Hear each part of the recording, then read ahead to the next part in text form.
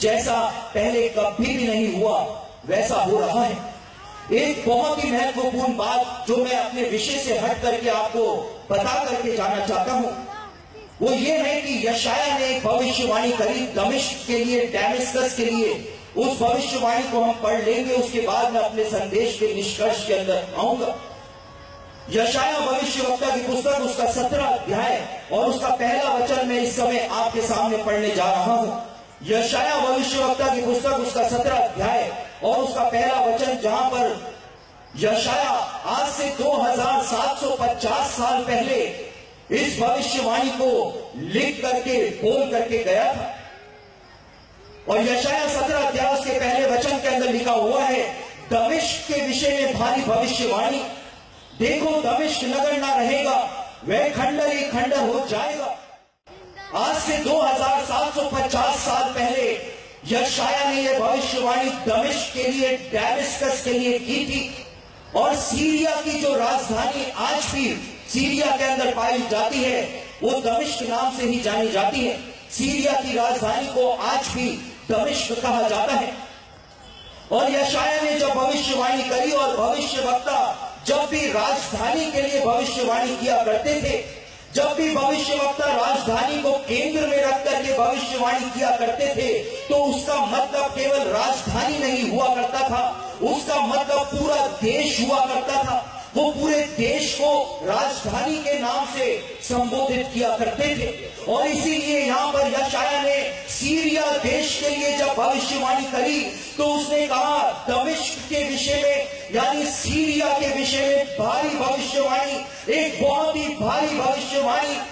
देखो, जो दमिश्क है, सीरिया है, वो नगर ना रहेगा, वह खंडर ही खंडर हो जाएगा। मेरे प्रियो, इतिहास के अंदर ये भविष्यवाणी कभी भी सीरिया के अंदर पूरी नहीं हुई, कभी भी पूरी नहीं हुई। लेकिन यशाया ने कहा था कि सीरिया के जो नगर हैं वो नहीं रहेंगे, वो खंडर ही खंडर के अंदर तब्दील हो जाएंगे। और वो आज हो चुका है, हो चुका है। आज आईएसआईएस और आईएसआईएस के आतंकवादी और सीरिया की सरकार के बीच में जो बड़ा युद्ध चल रहा है, उस युद्ध के परिणाम स्वरूप आज जो सीरिया के जो नगर हैं, आप उनकी दशा यहाँ पर इन तस्वीरों में देख सकते हैं। कई कई नगर जो है वो पूरे खंडर ही खंडर के अंदर तब्दील हो चुके हैं। आप यहाँ पर इन तस्वीरों में यशाया के द्वारा की गई भविष्यवाणी को अपने आंखों के सामने देख रहे हैं कि किस प्रकार से सीरिया के जो नगर हैं वो खंडर और मलबे के अंदर आज तब्दील हो चुके हैं। और पूरी की पूरी जनसंख्या जो है वो सीरिया को छोड़ करके भाग रही है। सीरिया के निवासी सीरिया को छोड़ करके पलायन कर रहे हैं।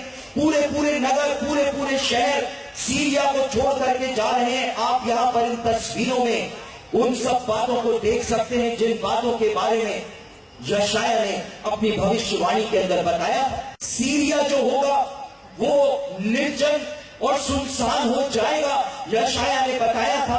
वो खंडर ही खंडर के अंदर तब्दील हो जाएगा, यशाया ने बताया था। और वो भविष्यवाणियां पहली बार कलीसिया इतिहास में आज हमारे समय में आकर के पूरी हुई हैं। एक प्रारंभिक कलीसियाई अगुवा हुआ करता था जिसका नाम था मेथोडियस। और मेथोडियस जो था वो प्रारंभिक कलीसिया के अंदर चर्च फादर हुआ करता था। और मेथोडियस ने अपनी एक पुस्तक को लिखा था अपने काल में, और उस पुस्तक के अंदर पवित्र आत्मा की अगुवाई से मेथोडियस ने, जो कि चर्च फादर था, माना हुआ कलीसियाई अगुवा प्रारंभिक शताब्दियों में हुआ करता था। मेथोडियस ने जब अपनी भविष्यवाणियों को पवित्र आत्मा के द्वारा अपनी पुस्तक में लिखा था, तो मेथोडियस ने इस बात को कलीसिया को बताया था कि यीशु का दूसरा आगमन उस दिन तक नहीं होगा जिस दिन तक सीरिया देश पूरी तरह से खंडर और मलबे के अंदर तब्दील नहीं हो जाता है। जिस दिन तक सीरिया के अंदर रहने वाले लोग सीरिया छोड़ करके नहीं भाग जाते हैं, यीशु का दूसरा आगमन उस दिन तक नहीं होने पाएगा।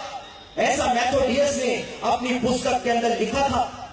और मेरे प्रियो, आज पहली बार मेथोडियस की भी भविष्यवाणी हमारे समय में हमारी आंखों के सामने आज पूरी होती चली जा रही है।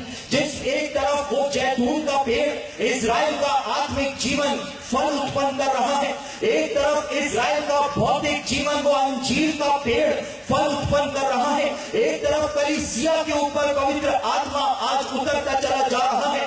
लाखों की संख्या में लोग शैतान की गुलामी को छोड़ करके, पाप की गुलामी को छोड़ करके परमेश्वर के राज्य में प्रवेश कर रहे हैं। एक तरफ भविष्यवक्ताओं के द्वारा कही गई बातें जो है वो बातें आज पूरी हो रही हैं। अब कितना अधिक सचेत, कितना अधिक गंभीर अपने आत्मिक जीवन के विषय में हमको हो जाना है।